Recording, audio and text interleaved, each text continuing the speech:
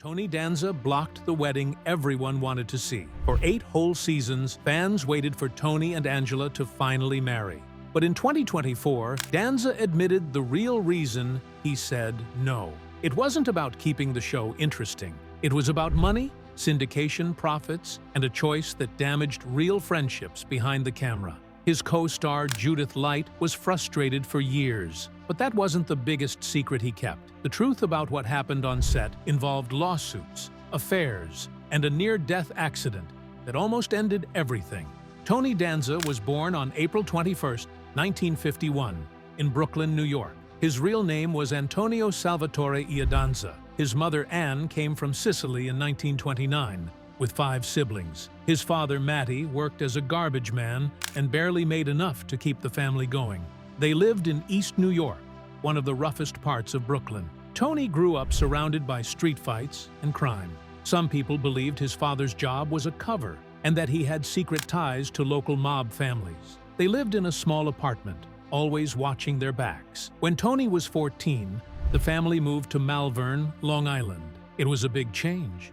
The new neighborhood was quieter, but Tony didn't fit in. He was bullied in school for his Brooklyn accent and his Italian last name. Kids called him names like Wop and Guinea. Teachers didn't believe in him. They said he was a bad student, but Tony shocked everyone when he scored nearly perfect on the SAT. At school, he survived not with books, but with his fists. He got into fights all the time, and that's how people started respecting him. He finished high school in 1968. Not because he was great in class, but because no one wanted to mess with him. Tony had a younger brother named Matty Jr., who was born in 1954. The two brothers were very close. Their father was unpredictable and sometimes violent. In 1962, Matty Sr. once threatened a neighbor with a bat over something as small as a fence. The boys were told never to touch the strange packages their father brought home. They later found out those packages were linked to his side dealings with local gangs. To help the family, Tony and his brother started working when they were 12. Tony delivered newspapers. Matty Jr. shined shoes outside clubs, where shady men in suits came and went. At age 15, Tony's father took him to a gym. He hoped boxing would give Tony a better outlet for his anger. In his first fight, Tony knocked the other boy out so badly he had to be taken to the hospital with a broken jaw. People started calling him Dangerous Tony Danza. In 1975, his friends entered him in the New York Golden Gloves tournament as a joke. He shocked everyone by knocking out 6 guys in a row, all in the first round. He lost in the finals, but by then everyone in the boxing scene knew his name. From 1976 to 1979, he fought professionally. He won 9 fights, lost 3. All his wins were knockouts. 7 happened in the first round. All 3 of his losses were also knockouts. He was either going to win big or go down fast.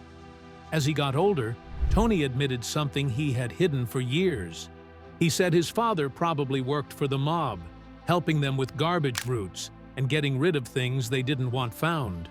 He said he always feared his dad might vanish like other fathers in their neighborhood. On Pitkin Avenue, where Tony grew up, big crime bosses like Joseph Ida operated. It was the kind of place where you didn't ask questions about what your dad did after dark. Tony later said that acting like a tough guy on screen wasn't an act. It was how he survived childhood. Tony also struggled in school because of something no one understood back then. He had dyslexia. Reading was hard, and teachers thought he was just lazy. He failed 3rd grade. It stayed with him for life. When he later became a teacher himself, he said he could always spot kids like him, the ones who felt dumb because no one helped them learn the right way. The failure in school gave him a deep fear that he wasn't smart enough, and it took years to shake that feeling. In high school, things got harder. He was one of the only Italian kids in a mostly white school. There was tension. During one attack, he was jumped by several students and ended up with a broken nose. But he turned his pain into strength on the wrestling mat. He got so good that he won a full scholarship to the University of Dubuque in Iowa. He planned to study history and become a teacher, but college was no escape. The wrestling team had cruel, hazing rituals. One left him bruised and shaken. He was homesick. He missed his mom, especially the way she comforted him. After just one semester, he dropped out and went back to Brooklyn. That decision would change everything. In Brooklyn, he picked up odd jobs, moving furniture, delivering food. But nothing stuck. Then, in 1975, he entered the ring again. On August 13, 1976, he knocked out Earl Harris in the first round. He had gone pro, but behind the scenes, boxing was rotten. Mobsters ran the show. Big names like Frankie Carbo and Blinky Palermo fixed fights. Promoters told fighters who would win, who would lose. Tony saw how corrupt it was. Judges gave wins to the wrong guys.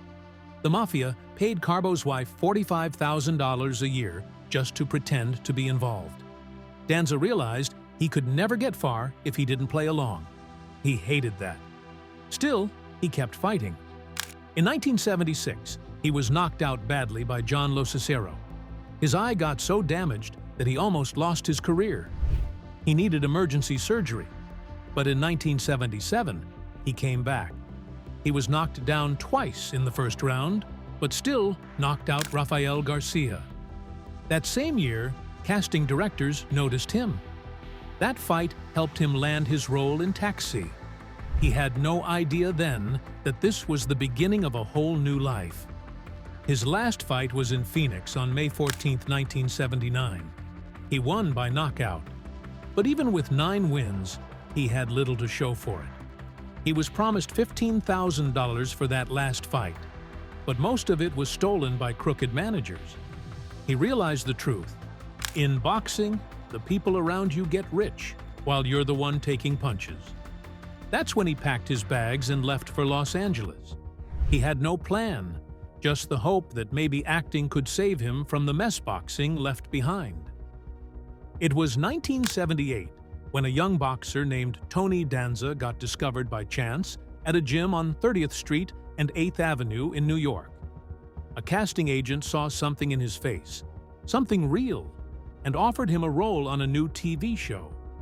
That one moment pulled Tony out of the boxing ring and dropped him into the bright lights of Hollywood. The show was called Taxi, and by the time it premiered that September, everything began to change. The series became a hit almost instantly. It ran on ABC from 1978 to 1982. Then NBC picked it up from 1982 to 1983. It won 18 Emmy Awards from 34 nominations. And for Tony, it brought a Golden Globe nomination in 1980. He was no longer just a boxer. Now he was famous. Even while filming Taxi, Tony kept boxing. In 1978 and 1979, he scored knockouts. But when a title shot didn't come, he knew it was time to choose. He walked away from the ring and leaned fully into acting. It wasn't easy, but Taxi made him a household name. Then in 1981, he took a chance on a movie called Going Ape. It was supposed to be funny. Tony played a man who had to take care of 3 chimpanzees to claim a $5 million inheritance. But the film flopped badly. Critics hated it. Audiences stayed away. It was a low point. Danny DeVito, his Taxi co-star, even got a Razzie nomination for it. For a while, Tony's film career was stuck. During his time on Taxi, Tony worked closely with Andy Kaufman, who played Latka. Andy wasn't like anyone else. He rarely told normal jokes and stayed in character, even when the cameras stopped rolling. Tony later said he admired Andy's strange brilliance, even if it made things hard on set.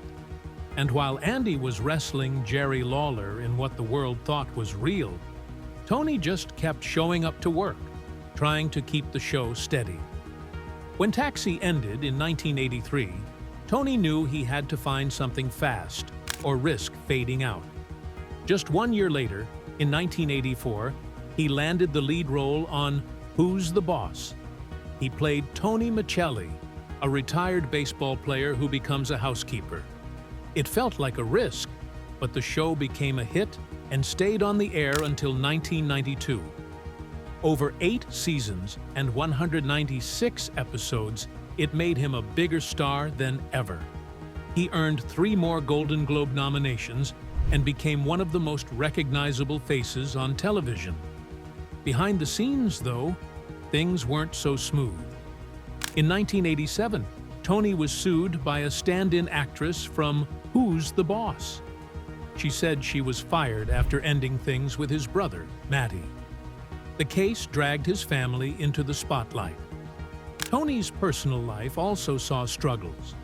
His first marriage to Rhonda Yeoman ended in 1974 after he admitted cheating during his boxing years. They had a long and bitter custody fight over their son, which lasted until 1980. They briefly reunited in 1983, had a daughter, then split again. In 1986, Tony married Tracy Robinson. They had 2 daughters, Catherine and Emily. But by 2006, the marriage was falling apart. Rumors spread that Tony had cheated with a Who's the Boss co-star. Tracy found messages and hotel receipts. The couple separated in 2006, but the divorce wasn't finalized until 2013. Reports said the settlement was worth over $15 million. Friends said Tony's infidelities, some with production assistants, some with restaurant workers, were too much to overlook. As Who's the Boss became a top 10 show from 1985 to 1989, Tony's salary grew fast. By season 3, he was earning $100,000 per episode. He had so much influence that he blocked a marriage storyline between Tony and Angela because he thought it would ruin the show's tension. He was right. Ratings stayed strong, and the show ranked number 6 overall in season 4.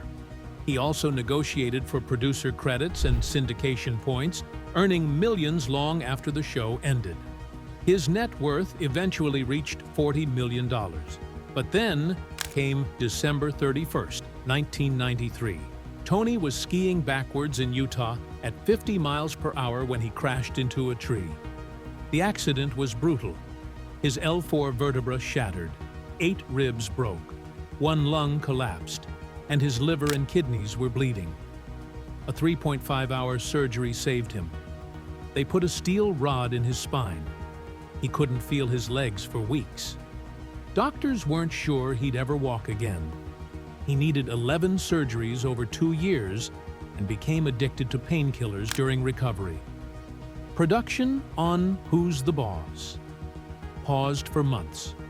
Tony went quiet, but he came back. What most people didn't know was that the chemistry between Tony and Judith Light was real. They liked each other, but ABC made it clear, no off-screen romance. So they kept it professional. Their first kiss on screen didn't happen until season 3, and even then, it was Angela who kissed Tony. That tension helped make the show work. Director Asad Khalada once said their different acting styles brought out something special. By 1990, Tony wanted the show to get more serious. He pushed to include a storyline where his character reveals a history of childhood abuse drawn from his own painful past. ABC said no at first, but Tony insisted. He won. The episode aired, and thousands of letters poured in from viewers who saw themselves in the story. Critics were unsure, but audiences loved it. As the show neared its end in 1992, Tony demanded a cliffhanger ending to set up a movie. He asked for $2 million and producer credit for a film continuation. ABC said no. The finale aired as planned, and the fallout was bitter. Tony was blacklisted from ABC projects for years. Industry insiders blamed him for being difficult, and doors started closing. In 1995, he tried to bounce back with a new show called Hudson Street. It started strong with 23.4 million viewers, helped by airing between Roseanne and Home Improvement. But ratings dropped to 6.8 million by February 1996. ABC moved it to Saturday nights, the so-called death slot, and canceled it after 22 episodes. Then, in 1997, NBC gave him another chance with the Tony Danza Show. It lasted only 5 episodes before it was canceled. Even though he won a People's Choice Award for it, the show couldn't hold an audience. 9 episodes were never even aired. In 2000, he tried drama with Family Law. He played an attorney and earned praise. But the stress of flying between New York and Los Angeles took a toll. After 2 seasons, he quit. He later said the constant flying triggered a midlife crisis. After that, Tony found something unexpected: Broadway. In 2004, he starred in The Producers, both in New York and Las Vegas. People were surprised. The tough guy from Brooklyn could sing and dance. But after breaking his back in 1993, he had made a promise to himself. If he survived, he'd chase his childhood dream. And now, he was doing it. Then came one of the most honest things he ever did. In 2010, he starred in a reality show called Teach Tony Danza. He taught 10th grade English at a high school in Philadelphia. He cried on camera. He struggled to control the classroom. At one point, producers wanted to fake drama. Tony refused. They stopped filming. But he kept teaching for the rest of the year and even gave graduation speeches. He later said it was the hardest job he ever had. In 1998, his mother Anne died from cancer. He wasn't with her in her final days. The guilt crushed him. He fell into depression for more than a year. He blamed himself for her stress. In interviews, he even admitted that when he crashed in 1993, he had been thinking about her. In 2014, his brother Matty died from a heart attack. They hadn't spoken for 6 months. Tony had found out Matty forged his signature on a $200,000 loan. Matty had over $500,000 in gambling debt. Tony had bailed him out before, but this time he cut ties.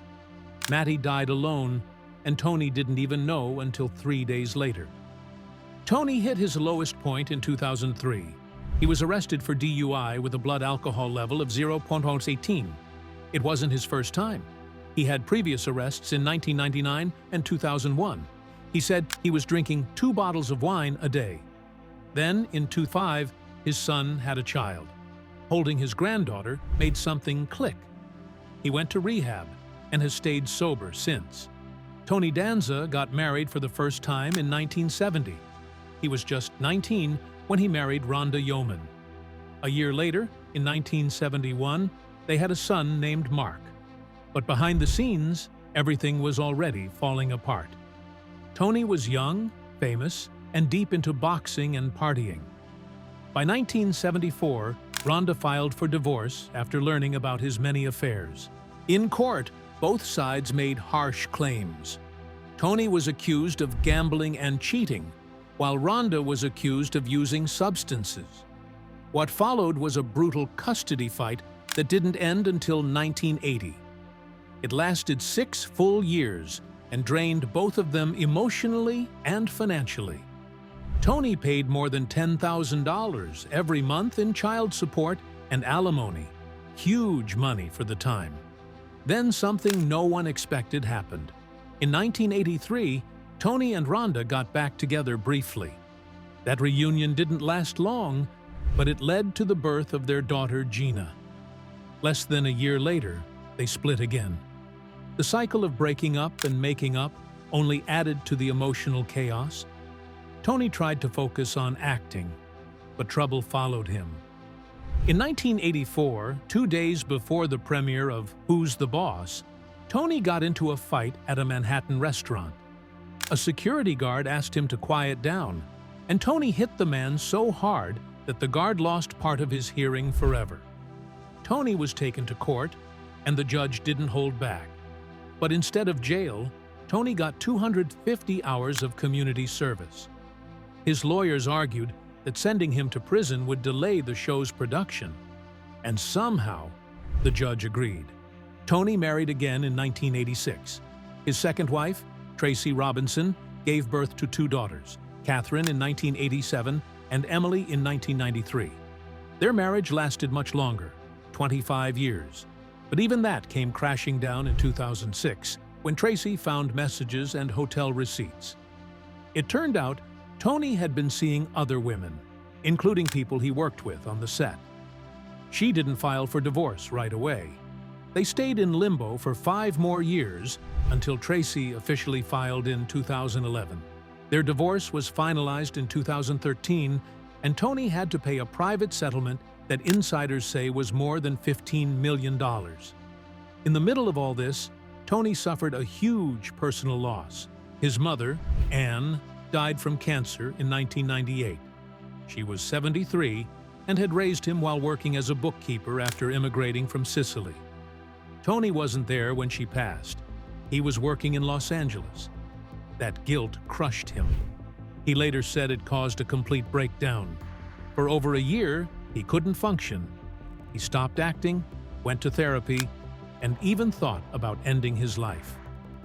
During a ski trip in 1999, still overwhelmed by grief, he crashed into a tree and broke his back. He later said he was thinking about his mom at the exact moment he lost control. As if that wasn't enough, in 2014, Tony's brother Matty died suddenly from a heart attack. He was 54. They hadn't spoken in 6 months. Tony had cut him off after finding out Matty forged his name on a $200,000 loan. Matty owned a restaurant called Matty's in LA and owed more than $500,000 in gambling debts. After his death, Tony found out Matty had been getting threats from dangerous people. Some even questioned if the stress of those threats had caused his heart to fail. Tony blamed himself again, just like he did with his mother. Tony hit his lowest point in 2003 when he was arrested for DUI in New York. Police found him unconscious behind the wheel with a blood alcohol level of 0.18, more than double the legal limit. Court files later revealed 2 earlier arrests in 1999 and 2001 that had been kept quiet. He was drinking every day, sometimes 2 bottles of wine before noon. Then, in 2005, something changed. His son Mark had a baby, and when Tony held his granddaughter for the first time, he knew he had to stop. He checked into rehab for 90 days and hasn't had a drink since. But trouble wasn't done with him. In 1987, Tony and his brother Matty were sued for $5 million by a 23-year-old actress named Dana Gordon. She had been dating Matty, and after they broke up, she said Matty harassed her for months. She claimed Tony threatened her job on Who's the Boss, and even fired her when she refused to patch things up with his brother. She lost her job the very next day, and the lawsuit revealed ugly details about how Tony used his power to protect his brother.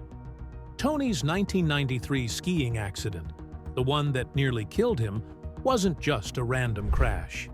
Years later, he admitted it happened because he wasn't mentally okay. It was his first Christmas without his mom, and he was lost in thought. He said he felt off that day, like something bad was coming. He was speeding downhill at 50 mph when he hit a rock and slammed into a tree.